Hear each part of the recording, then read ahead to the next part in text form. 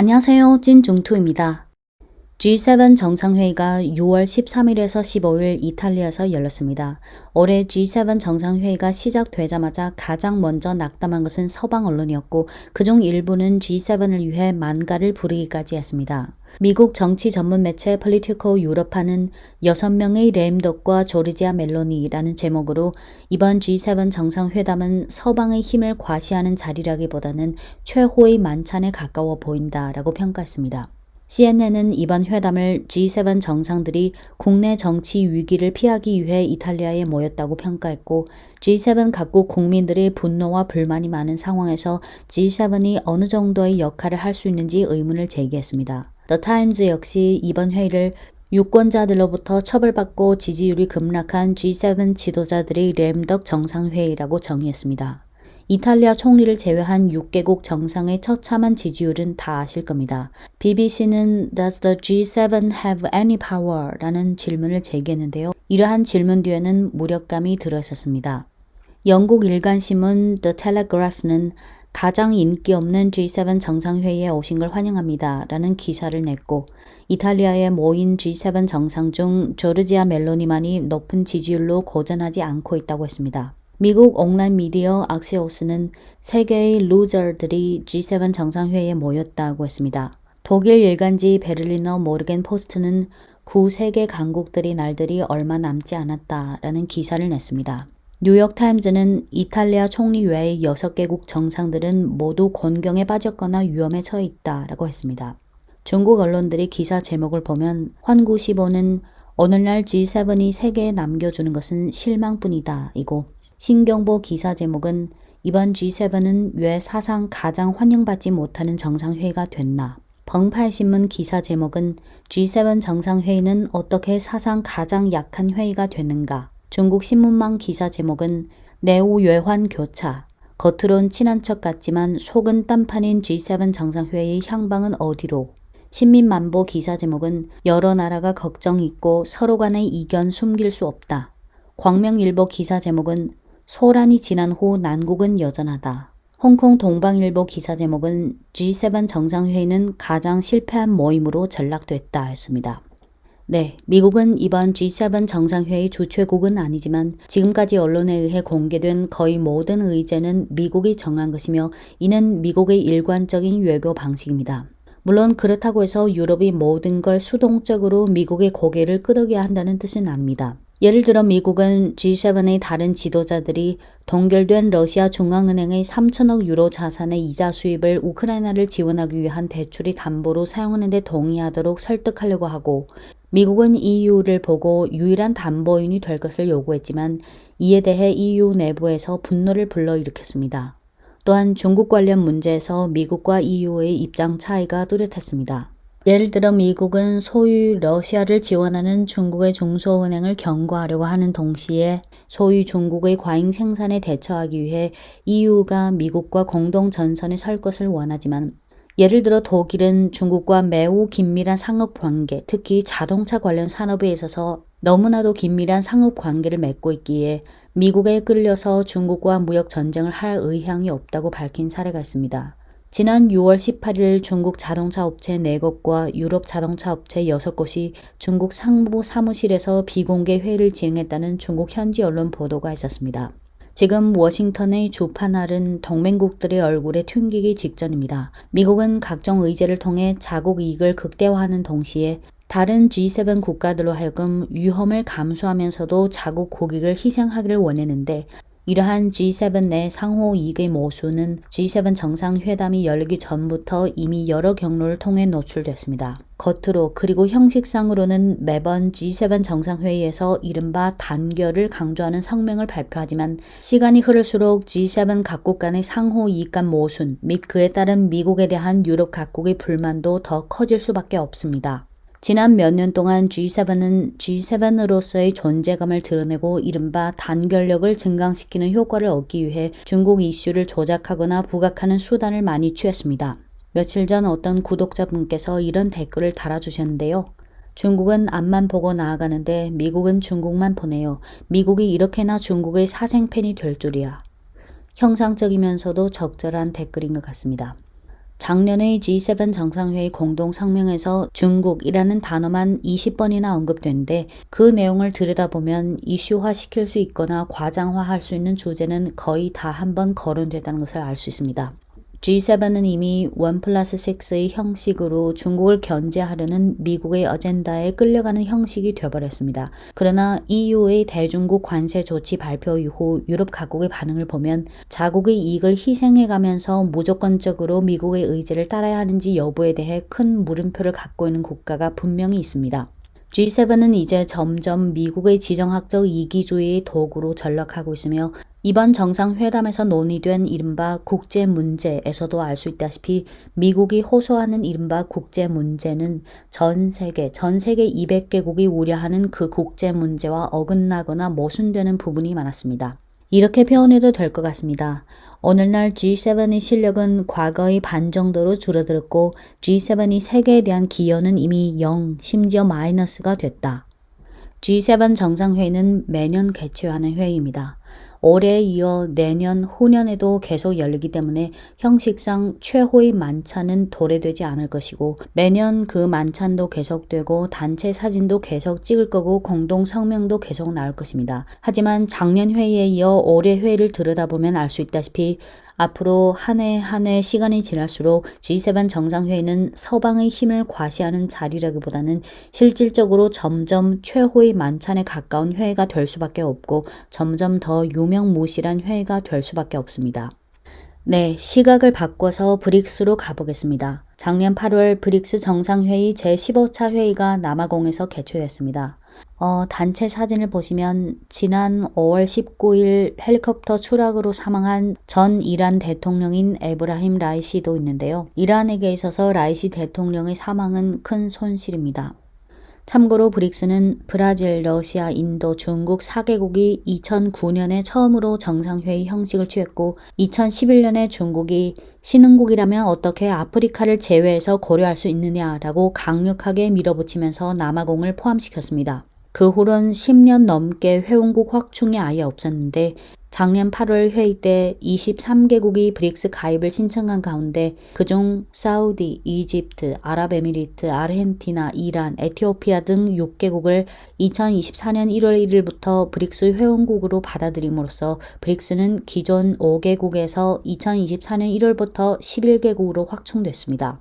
동 6개국이 선택된 배경 이유에 관해서는 찐용두 과거 영상에서 자세히 분석한 적이 있으니 궁금하신 분들은 참고하시기 바랍니다. 단 신규 가입한 6개국 중 아르헨티나는 작년 8월 브릭스 가입 승인 취득 후 당선된 하비에르 밀레이 대통령이 작년 12월에 현 시점에서는 가입하지 않겠다라는 의사를 공식적으로 표명했기에 현재 브릭스 회원국은 아르헨티나를 제외해야 하니까 11개국이 아니라 10개국입니다.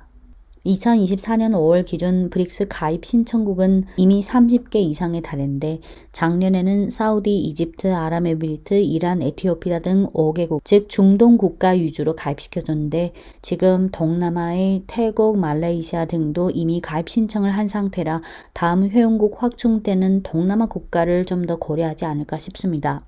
네, 이어서 그림 몇 개 보고 가겠습니다. 좌측 그림을 보시면 전 세계 인구에서 G7이 차지하는 비중은 10%, 전 세계 국토에서 G7이 차지하는 비중은 16%입니다. 우측 그림을 보시면 빨간색이 기존 브릭스 5개 회원국이고 초록색이 작년 8월에 신규 승인된 6개국, 즉 올해 1월부터 정식으로 회원국이 된 6개국이고 물론 이 그림은 작년 버전이라서 아르헨티나를 제외해야 합니다. 노란색은 가입 신청한 나라입니다. 이 그림은 아직 아르헨티나를 포함한 기준으로 계산한 거지만 아르헨티나를 없애거나 또는 나중에 다른 신청국으로 교체하면 되니까 대체적인 비중으로 봐도 무방합니다. 그리고 노란색 가입 신청국은 작년 기준이라서 올해 더 늘었습니다. 전 세계 GDP에서 브릭스가 차지하는 비중은 29%, 인구 비중은 46%, 석유 생산량 비중은 43%, 화물 수출 비중은 25%에 달했습니다. 이어서 다음 그림은 구매력 평가 기준으로 계산한 G7과 기존 브릭스 5개국의 전 세계 GDP 차지 비중인데요. 파랑이 G7, 빨강이 브릭스 5개국. 1995년에는 G7의 비중이 44.9%, 브릭스 비중이 16.6%였는데 2010년에 이르러 G7 비중은 34.3%로 축소된 반면 브릭스 비중은 26.6%로 확대됐고 2023년에 이르러 G7 비중은 29.9%로 축소된 반면 브릭스 비중은 32.1%로 확대됐습니다. 2024년부터는 브릭스 기존 5개국에 올해 1월부터 정식으로 신규 가입국이 된 5개국을 합치하니까 비중의 변화는 더 커질 겁니다. 네, 이어서 다음 그림은 전 세계 GDP의 국가별 분포인데요. 좌측이 2023년 기준, 우측이 2050년 전망 기준입니다. 보시면 2023년 기준 전 세계 GDP는 총 105조 달러, 그중 1위 미국 26.9조 달러, 2위 중국 19.4조 달러, 3위 일본 4.4조 달러, 4위 독일 4.3조 달러. 참고로 만약 물가 요인을 제외한 명목 GDP 기준으로 계산한다면 2023년 독일은 이미 일본을 추월해 3위가 됐습니다. 네, 5위가 인도 3.7조 달러. 이어서 우측 그림 2050년 전망을 보면 전 세계 GDP는 총 227.9조 달러, 그중 1위가 중국 41.9조 달러, 2위 미국 26.9조 달러, 3위 인도 22.2조 달러, 4위 인도네시아 6.3조 달러, 5위 독일 6.2조 달러, 6위 일본 6조 달러.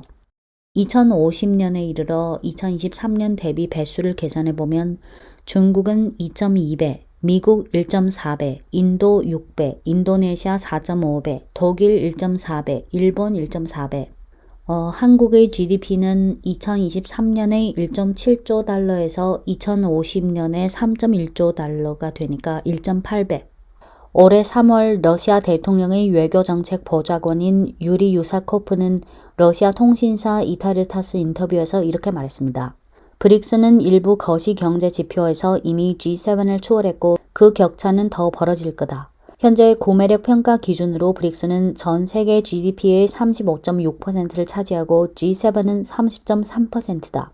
2028년에 이르면 브릭스 비중이 36.6%에 달하고 G7 비중은 27.8%가 되면서 브릭스에게 있어서 유리한 변화를 볼 것이다. 브릭스의 합계 GDP는 58.9조 달러이고 지구 육지 면적의 3분의 1 이상을 차지하고 세계 인구의 45%, 석유 생산량의 40% 이상을 차지한다. 브릭스는 회원국 확충 후 비교적 짧은 시간 내에 발전을 거뒀고 브릭스는 글로벌 아젠다를 다루는 다차원적인 상호작용 메커니즘이다. 네, 이어서 다음 그림은 전 세계 경제 성장에 대한 기여도인데요. 좌측 그림을 보시면 2013년부터 21년 기준 중국 한 나라가 전 세계 경제 성장의 38.6%를 기여했고 G7이 35.7%를 기여했습니다. 우측 그림은 2023년부터 28년 기준 전 세계 경제 성장에 대한 국가별 기여도인데 높은 순으로 1위 중국 22.6%, 2위 인도 12.9%, 3위 미국 11.3%, 그 뒤에 인도네시아 3.6%, 독일 2.1%, 튀르키예 2.1%, 그 다음은 다 2% 미만인데요. 일본 1.8%, 브라질 1.7%, 이집트 1.7%, 러시아 1.6%, 방글라데시 1.6%, 베트남 1.6%, 영국 1.5%, 프랑스 1.5%. 네, 그림은 여기까지 보고요. 작년 브릭스 정상회의에서 브릭스 정상회의 제15차 회의 요하네스버그 선언을 발표했는데 요하네스버그 선언은 7개 부분 총 94개 항목으로 구성되는데 동선언은 2차 대전 후 미국 주도의 국제 질서에 대한 강력한 도전이자 향후 국제 질서에 있어서 이정표적 의미가 있는 선언이라서 정치 외교 쪽을 전공하는 사람이라면 아마 정독해야 할 것입니다.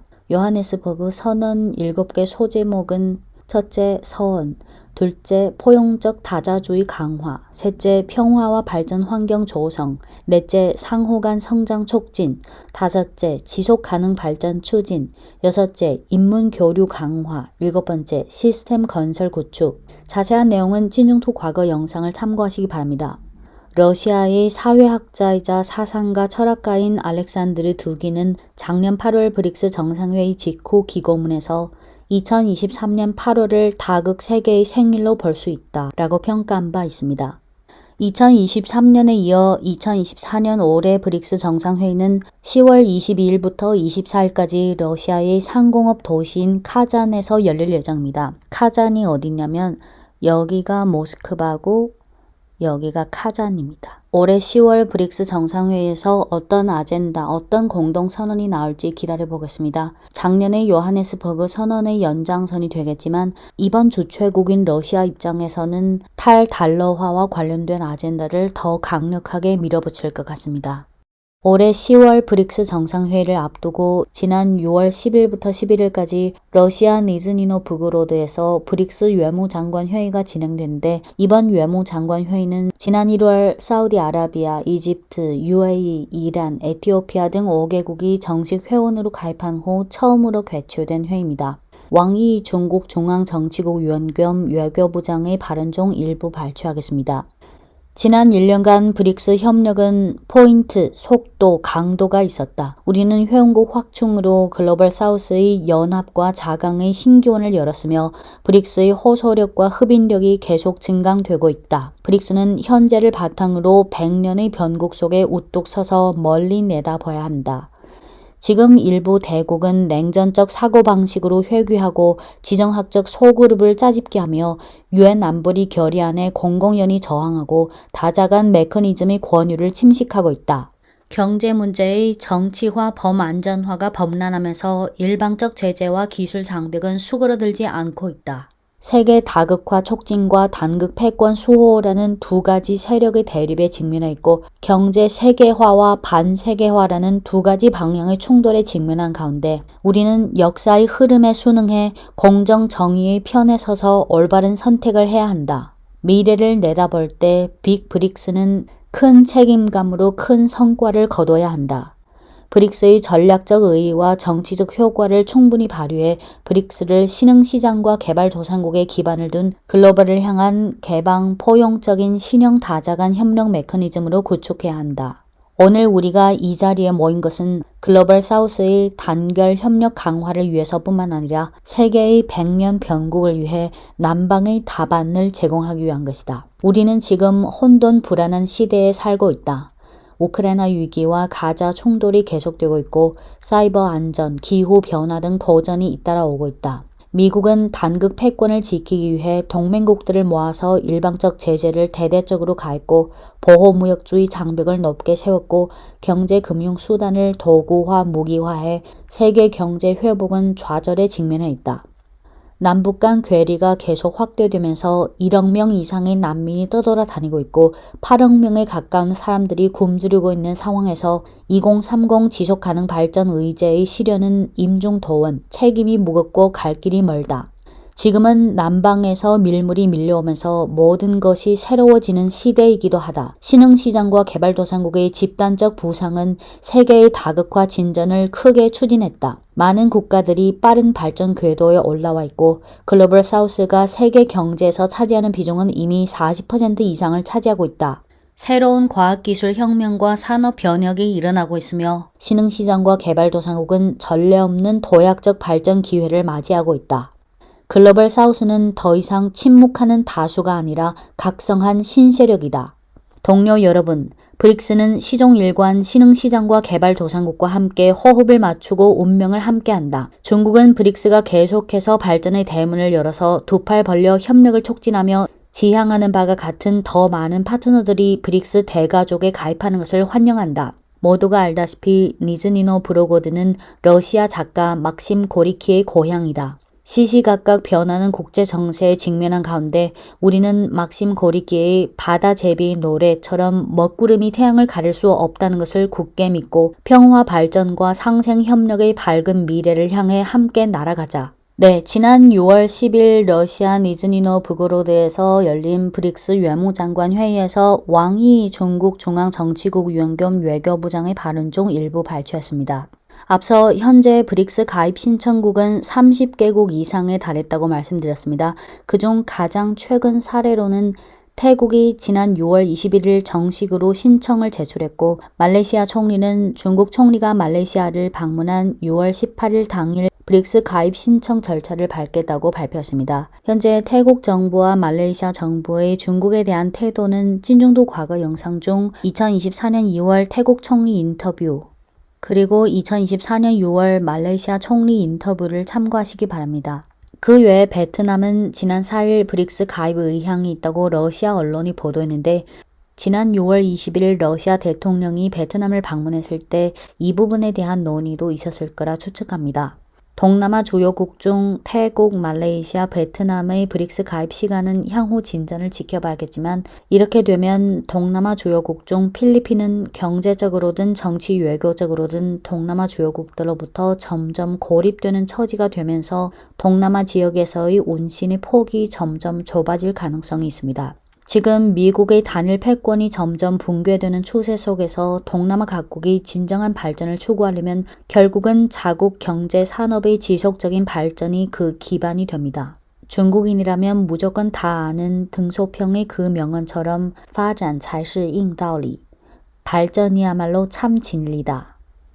찐중투 과거 영상 중 전 싱가포르 외교부 차관, 전 주 UN 싱가포르 대사, 현 싱가포르 국립대 리콴유 공공정책대학원 학장, 동남아 학자 중 가장 유명한 중국 전문가이자 국제정치 전문가인 키쇼 마부바니의 중국에 대한 분석 및 토론 영상을 공유드린 적 있는데요. 그는 작년 모 포럼에서 이렇게 말한 적 있습니다.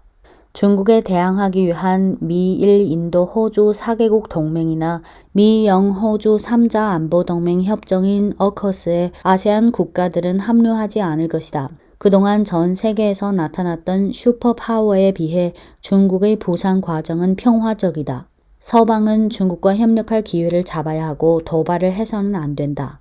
서방이 세계를 주도하는 구도는 이미 끝났고 많은 나라들은 아세안과 마찬가지로 중국의 부상으로부터 이익을 얻었고 중미 양국의 게임에 휘말리는 걸 꺼려한다. 네, 오늘은 지난 6월 중순 이탈리아에서 열린 G7 정상회의부터 시작해서 브릭스의 최근 동향까지 짚어봤는데요. 이제 올해 10월 러시아에서 브릭스 정상회의 개최 후 추가적인 진전이 나오면 그때 다시 말씀드리겠습니다. 네, 이상 찐중투였습니다.